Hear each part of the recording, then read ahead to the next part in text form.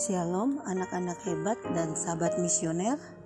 Bunda berharap kalian semua dalam keadaan sehat saat ini dan semoga kita semua selalu dalam lindungan dan cinta kasih Allah. Doremi, doa dan renungan misioner sekami Paroki Santo Petrus dan Paulus Argapura, Keuskupan Jayapura. Kesempatan kali ini bersama Bunda Meska. Bacaan Injil hari ini diambil dari Injil Matius bab 2 ayat 1 sampai dengan 12. Baiklah, sebelum kita mendengarkan Injil hari ini, marilah kita berdoa. Dalam nama Bapa dan Putra dan Roh Kudus, amin. Bapa yang Maha Baik, terima kasih karena cintamu kami Engkau izinkan boleh menghirup nafas di pagi hari ini dan bisa menikmati segala berkat-berkat-Mu atas kami. Semoga juga kami selalu Engkau kuatkan dan menyerahkan hidup kami di sepanjang hari ini dalam bimbingan kasih-Mu. Saat ini kami mau belajar sebagian dari firman-Mu. Bersabdalah ya Tuhan, kami siap mendengarkan. Demi Kristus Tuhan dan pengantara kami. Amin. Semoga Tuhan beserta kita sekarang dan selama-lamanya. Inilah Injil suci Tuhan kita Yesus Kristus menurut Matius. Dimuliakanlah Tuhan. Pada zaman pemerintah Raja Herodes, sesudah Yesus dilahirkan di Betlehem di tanah Yudea, datanglah orang-orang Majus dari timur ke Yerusalem. Mereka bertanya-tanya, "Di manakah Dia, Raja orang Yahudi yang baru dilahirkan itu?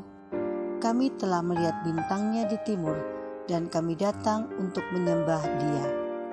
Mendengar hal itu terkejutlah Raja Herodes beserta seluruh Yerusalem. Lalu dikumpulkannya semua imam kepala dan ahli Taurat bangsa Yahudi. Kemudian dimintanya keterangan dari mereka di mana Mesias akan dilahirkan. Mereka berkata kepadanya, "Di Betlehem, di tanah Yudea, karena demikianlah ada tertulis dalam kitab Nabi. Dan engkau Betlehem, tanah Yehuda, engkau sekali-kali bukanlah yang terkecil di antara mereka yang memerintah Yehuda, karena dari engkaulah akan bangkit seorang pemimpin yang akan menggembalakan umatku Israel." Lalu dengan diam-diam Herodes memanggil orang-orang Majus itu dan dengan teliti bertanya kepada mereka, "Kapan bintang itu tampak?" Kemudian ia menyuruh mereka ke Betlehem. Katanya, "Pergi dan carilah anak itu dengan teliti, dan segera sesudah kamu menemukan dia, kabarkanlah kepadaku supaya aku pun datang menyembah dia." Setelah mendengar kata-kata raja itu, mereka pun berangkat. Lihatlah, bintang yang mereka lihat di timur itu mendahului mereka, hingga tiba dan berhenti di atas tempat di mana anak itu berada.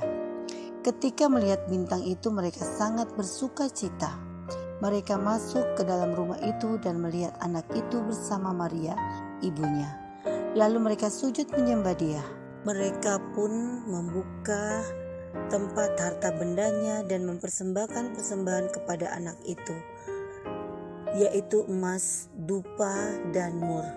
Kemudian karena diperingatkan dalam mimpi supaya jangan kembali kepada Herodes, mereka pun pulang ke negerinya melalui jalan lain. Demikianlah sabda Tuhan. Terpujilah Kristus. Anak-anak hebat dan sahabat misioner yang dikasihi Tuhan, dalam setiap perayaan Natal kita sering mendengar kisah kelahiran Yesus. Namun ada bagian dalam Injil Matius yang seringkali kita lupakan, tapi sangat penting untuk kita pahami, yaitu pada Injil Matius bab 2 ayat 1 sampai 12 ini. Ayat-ayat ini menggambarkan kedatangan orang-orang bijak dari timur yang mencari Yesus. Ada yang masih ingat nama-nama mereka? 3 orang bijak yang menemui Yesus. Siapa saja? Ya, Melkior, Baltasar, dan Gaspar.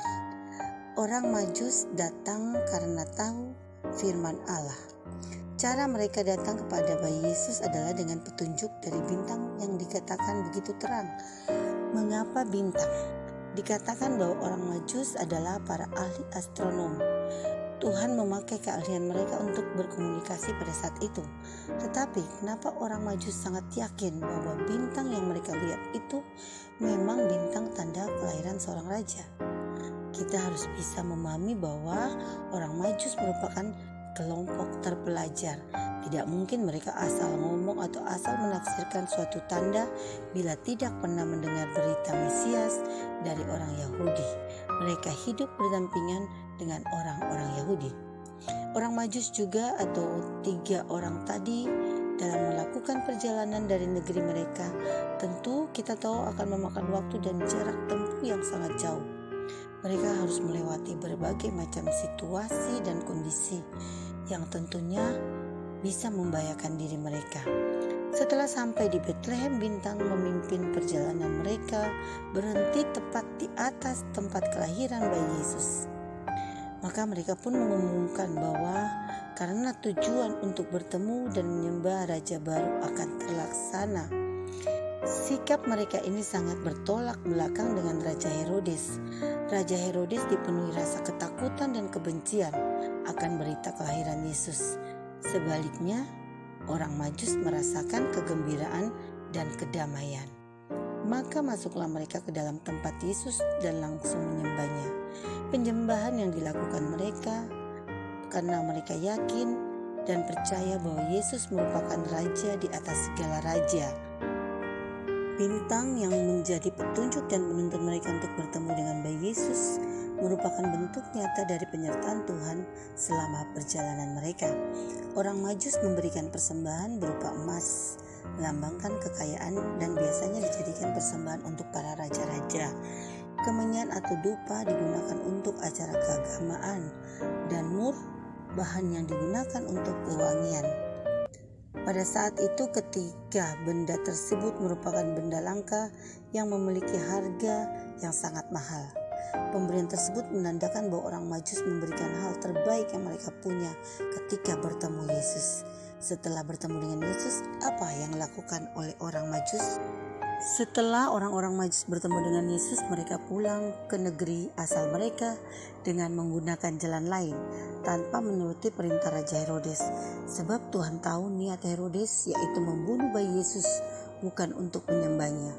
Walaupun merupakan pilihan yang berisiko tinggi, tetapi orang-orang Majus tadi tetap menjalankan perintah tersebut.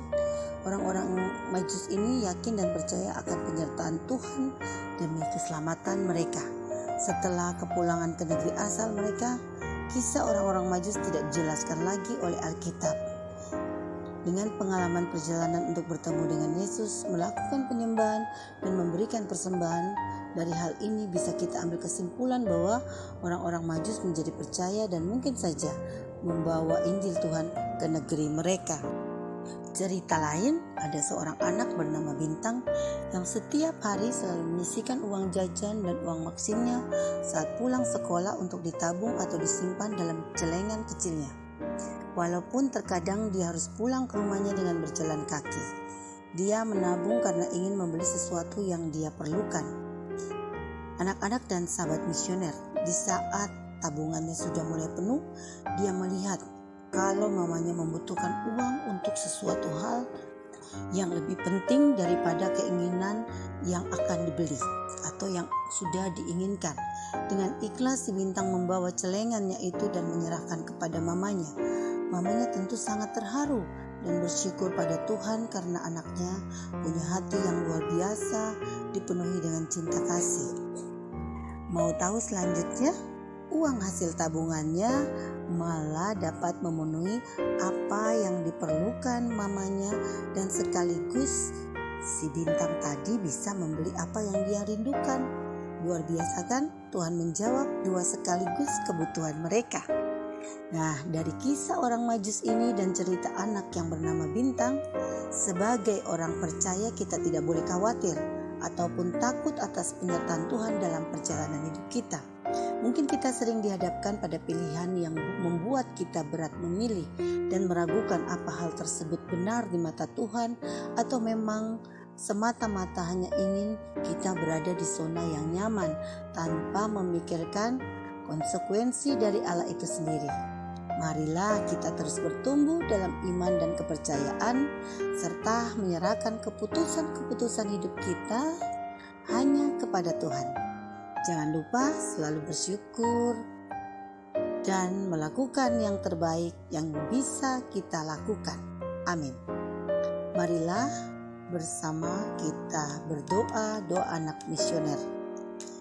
Tuhan Yesus, Engkau diutus Bapa menjadi berkat bagi dunia dan menjadi juru selamat bagi manusia. Utuslah kami anak-anak dan remaja misioner di Indonesia untuk menjadi sahabat yang kuat bagi yang lemah, sahabat yang rela berkorban bagi yang menderita payah, sahabat penghibur bagi yang sakit dan gelisah. Tuhan Yesus, kami pun ingin menjadi utusan-utusan kecil-Mu, teman setia bagi yang tersingkir dan terlantarkan, teman bicara bagi yang kesepian dan terlupakan, sobat yang gembira bagi yang sedih dan susah, sobat penuh penghargaan bagi yang tak dicintai. Tuhan Yesus, utuslah kami ini dengan bantuan Roh Kudus-Mu, menjadi garam dan ragi yang baik, menjadi terang dan obor cemerlang, membawa kegembiraan dan pengharapan. Tuhan Yesus, kuduskanlah badanku dan kuduskanlah jiwaku. Kupersembahkan diriku padamu hari ini. Berkatilah semua anak dimanapun, berkatilah semua orang yang kami jumpai, siapapun mereka. Amin. Bapa kami yang ada di surga, dimuliakanlah nama-Mu, datanglah kerajaan-Mu, jadilah kehendak-Mu di atas bumi seperti di dalam surga. Berilah kami rezeki pada hari ini, dan ampunilah kesalahan kami seperti kami pun mengampuni yang bersalah kepada kami. Dan janganlah masukkan kami ke dalam pencobaan, tetapi bebaskanlah kami dari yang jahat. Amin. Salam Maria, penuh rahmat, Tuhan sertamu. Terpujilah engkau di antara wanita dan terpujilah buah tubuhmu Yesus. Santa Maria Bunda Allah, doakanlah kami yang berdosa ini, sekarang dan waktu kami mati. Amin. Kemuliaan kepada Bapa dan Putra dan Roh Kudus, seperti pada permulaan, sekarang, selalu, dan sepanjang segala abad. Amin. Anak-anak, marilah kita menerima berkat Tuhan. Semoga kita semua selalu dibimbing, dilindungi, dan diberkati oleh Allah yang Maha Kuasa, dalam nama Bapa dan Putra dan Roh Kudus. Amin. Salam sehat selalu, selamat berkarya di hari ini. Tetap semangat dan jangan lupa tersenyum. Sampai jumpa di edisi Doremi selanjutnya.